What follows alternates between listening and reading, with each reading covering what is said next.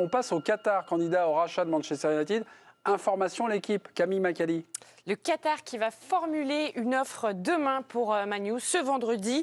Ce dossier sera accompagné d'une offre supérieure à 4 milliards d'euros. Ce projet pourra avoir des conséquences à long terme pour le PSG. Si le Qatar venait à racheter Man U, les sponsors nationaux qui représentent 20% des revenus parisiens pourraient être moins généreux et pencher du côté de l'Angleterre. La menace d'un désengagement pour Paris planerait au point que le PSG pourrait redevenir un simple club de Ligue 1 et non plus une formation taillée pour la Ligue des Champions. Le Qatar, candidat au rachat de Manchester United. Alors le Qatar va-t-il devoir choisir entre Paris et Manchester United? C'est la discussion, le débat du 20h30 Info. Jingle. Benjamin, vous avez dit oui, il y a un doute là. À terme, j'ai du mal à voir comment les deux pourraient cohabiter. Alors, c'est des fonds privés.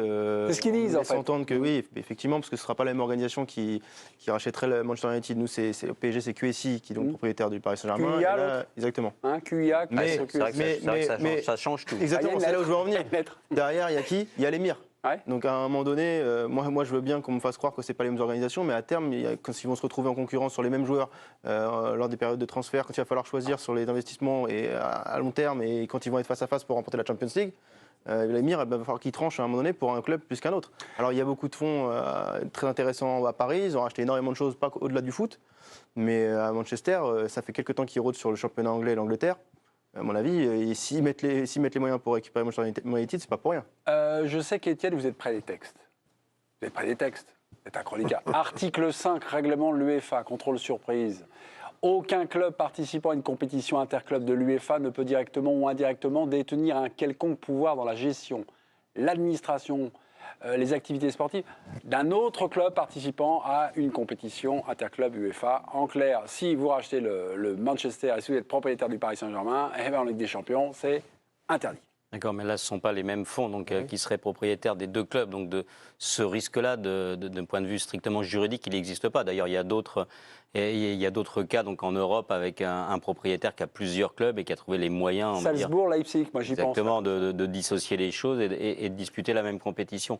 Mais plus globalement, je rejoins Benjamin, le Qatar, c'est le Qatar. Il va avoir un intérêt pour un club. Est-ce que vous avez besoin d'avoir deux vitrines? Non, une seule et de concentrer vos forces sur un club. Et que, bon, tout ce qu'on était en train de dire tout à l'heure sur Neymar, tous les échecs répétés du Paris Saint-Germain en Ligue des Champions, le peu d'exposition qu'offre la Ligue 1 à l'international, même si ça s'est un peu amélioré, quand vous avez une opportunité en Première Ligue, et surtout celle-là, en effet, je pense qu'il peut y avoir un petit risque pour Paris. Surtout que Paris a déjà commencé un peu à chercher à ouvrir son capital et à se désengager un tout petit peu. Ouais, Jusqu'où on ne sait pas. Tu peux aussi trouver, pourquoi pas, des investisseurs plus compétents. Si tu fais le bilan...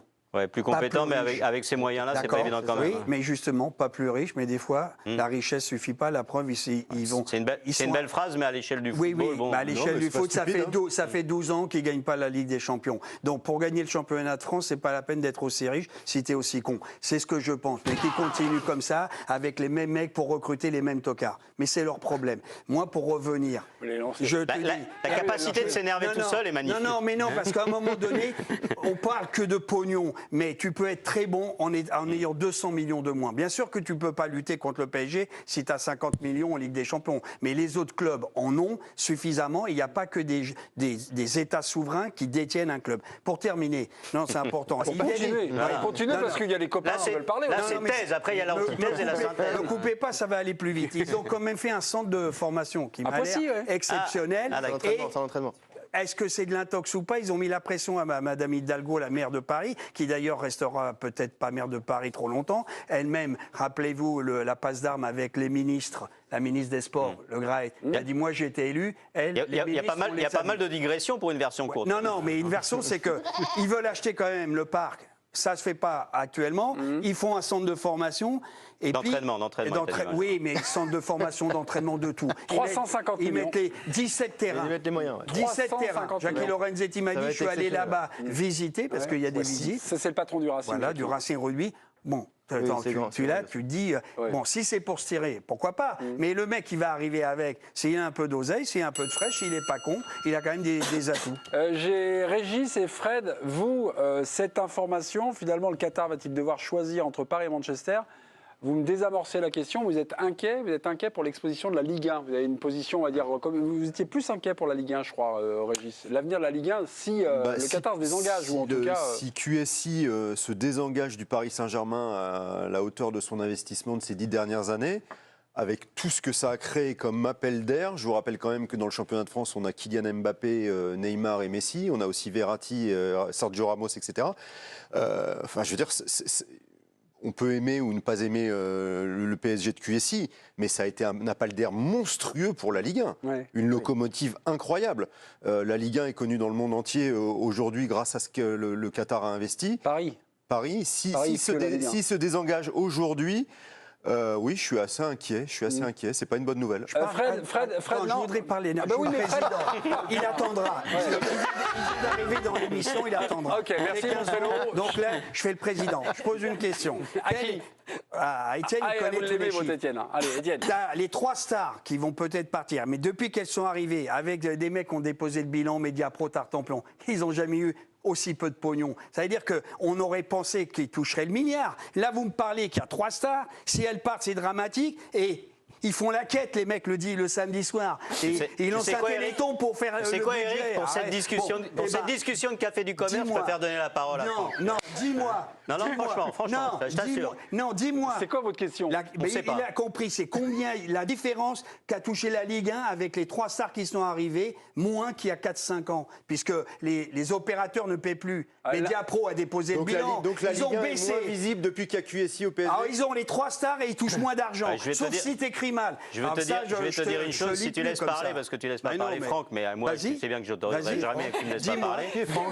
Frédéric. Frédéric, excuse-moi. T'en prie, Bernard. Frédéric, la prochaine fois, c'est votre rentrée de classe.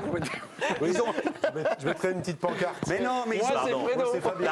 T'as raison, il est un peu jeune dans l'émission. Je connaissais pas bien Ils son ont créé prénom. la société avec la brune qui vont des parts à CVC pour faire rentrer de l'argent. Les clubs français. Non, mais ils vont très bien, les clubs français, grâce aux stars. Tu sais quoi Il y a beaucoup d'argent qui ruisselle. Tu sais quoi, Eric, on va laisser parler Monsieur Verdier. Mais non, mais bon. Fred, non, mais J'aimerais t'entendre là-dessus. De toute façon, je mettrai dans la deuxième partie, il y aura ce débat-là. Ok, d'accord, très bien. Si, mais je veux quand même qu'ils sortent les vrais chiffres là, qui tombent là. Étienne, pour une fois, vous Franchement, allez la sortir question les- était un peu longue, je l'ai un peu oublié. C'est pas grave, t'as 1h30 là, après là. Ça va t'as faire deux du bien. matchs à T'as regarder. 2 heures, tu remontes au bureau au 3e étage. T'as ton truc, ton PC, et puis tu vas bosser un peu. Donc moi, je regarderai le match. Craquage aussi.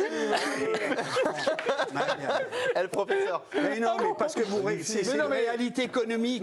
Non, je pense que le message était clair. Donc, retour au 3e qui n'est pas votre bureau. Non, Vous non avez plus, c'est bien pas grave. brûlé. Fred Verdier, suite peut-être aux angoisses Non, mais là, de Régis Tessuin. Je vais y aller tout de suite. Hein. Ce qui a été dit par Maurice et Bernard me suffit amplement. Je ne vais pas en rajouter, tirer la couverture. Moi, il y a des moments où il faut savoir se taire. Bon, le PSG crée l'événement. Camille, un entraînement ouvert au public très prochainement. 2 jours avant le choc face à l'OM, l'entraînement du PSG prévu le 24 février se déroulera au Parc des Princes et sera ouvert au public durant 1 heure. C'est une première depuis 11 ans. Les abonnés au Parc des Princes disposent de 2 places gratuites pour cet entraînement. Ils bénéficient aussi d'une priorité d'achat pour 2 places supplémentaires car les non-abonnés doivent quant à eux payer entre 5 et 15 euros pour assister à ce petit événement et voir leur star. Ouais, on fait payer donc on fait payer les entraînements. Ouais. Vous, ça, Ouais, alors, c'est pas non, règlement. Ça me fait toujours Benjamin, très drôle. vous, Ils non, en sont là, ils en sont là, ils vous ont m'avez tellement mis le d'argent. texto, Ouais. mais je sais pas en quoi, Bah non, en je quoi sais en pas penser. Bah non, parce que j'ai du mal avec Oui. cette théorie de faire payer les entraînements, effectivement. Ça me paraît glorieux, complètement dingo. Après, il faut aussi qu'ils payent, évidemment, la sécurité, les flux, le stade, il faut le leur à disposition. Mais bon, j'ai quand même du mal avec ça. Mais pour autant, je souligne aussi qu'ils ouvrent l'entraînement au leur public et c'est pas arrivé depuis très très longtemps. 11 Donc ans, j'ai je envie, crois, hein. j'ai envie de souligner ce geste-là, mais en même temps faire payer l'accès aux supporters. Bon.